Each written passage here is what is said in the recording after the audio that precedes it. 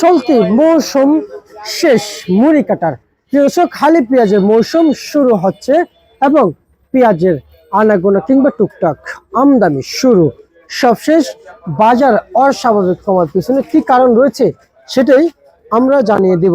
কথা বলতে চাই শ্যামবাজারের ব্যবসায়ীদের সাথে।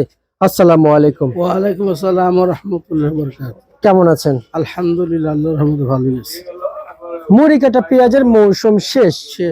আচ্ছা, আলি পেঁয়াজ শুরু। হালি পেঁয়াজ শুরু, কিন্তু যারা হালি পেঁয়াজ এখনই আমদানি করেছে মার্কেটে, শুনতে পারলাম নাকি কম দামে বিক্রি করে চলে গিয়েছে। কম দামে বিক্রি করে চলে গেছে, মানে মুড়ি কাটার দাম কম, আলি পেঁয়াজের দাম কম।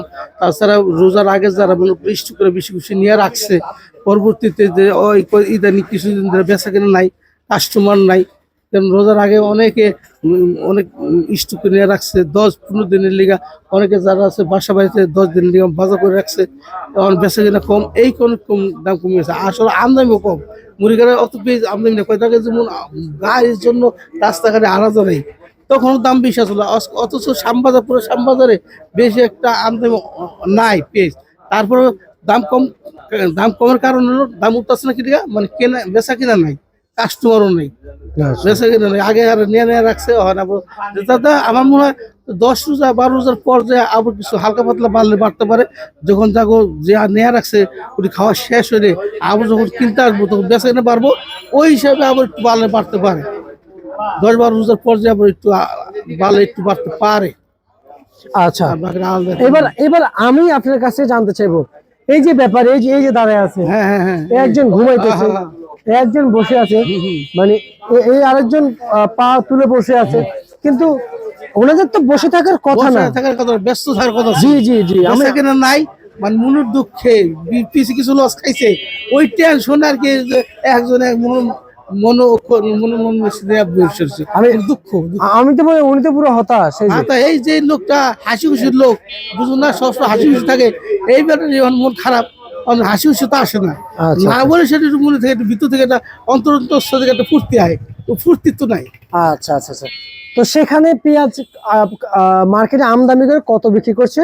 আমরা তো মনে করি দাম কিনে আনছে বেশি, আজকে বেচছিল 33-34, এখন কিনে আছে আরো 38-39 টাকা, মানে খরচ নিয়ে পড়ছে। প্রত্যেক কেজিতে 2-3 করে লস আছে। আচ্ছা, তা কেজি দর কত যাচ্ছে? আজকে তো আমরা বেচলাম 33-34। 33-34 টাকা না? নিম্ন বাজার কত বিক্রি চলছে? নিম্ন বাজার 33 টাকা। এই পেঁয়াজ কত বিক্রি চলছে? এই তো তোমার হলের পেঁয়াজ 30 টাকা, 30। আচ্ছা, আর দেশি রসুন কত বিক্রি চলছে? 40 টাকা। 40? এই যে আলুর বাজার 12 টাকা ছিল, 14 টাকা হলো, একটু বাড়লো, আবার শুনলাম কমছে। আবার কমছে 8 টাকা, 9 টাকা, 10 টাকা আছে। কত 8, 9, 10? হাই হাই, কি কর অনেক বেশি না। এই আবার খরচ আছে 60 টাকা, গৃহস্থরা পাইবো, আর ব্যাপারে পাইবো মাত্র 6 টাকা। 6 টাকা তো দেওয়া যায়, যারা গৃহস্থ আছে হ্যাঁ তো ওখান থেকে উঠানোর সময় তো খরচ আছে। মানে আবার লস। ক্রেতা। আচ্ছা, মার্কেটে আমরা যা দেখছি যে বাজার আসলে তো খুবই অনেকটাই কম দেখা যাচ্ছে, তাই না? আচ্ছা, আর আজকে যে মূল্য তালিকা বলেছেন, এটা কি আজকের জন্য? আজকের জন্য আমরা যদি বলি মূল্য তালিকা দিল্লি একটু জানতে চাইবো। আগে আমরা বলি না, আগামীকাল কি আল্লাহ জানে। পুরাতন আলুর দাম কত যাচ্ছে? পুরাতন আলুর দাম না আরো কম, 7-8 টাকা। আর নতুন কথা বলেছেন? নতুন বলেছেন কত? আসলে 8-9-10। 8-9-10 বাজার, এই বেশি তো নাই। ঠিক আছে, আপনাকে অসংখ্য ধন্যবাদ।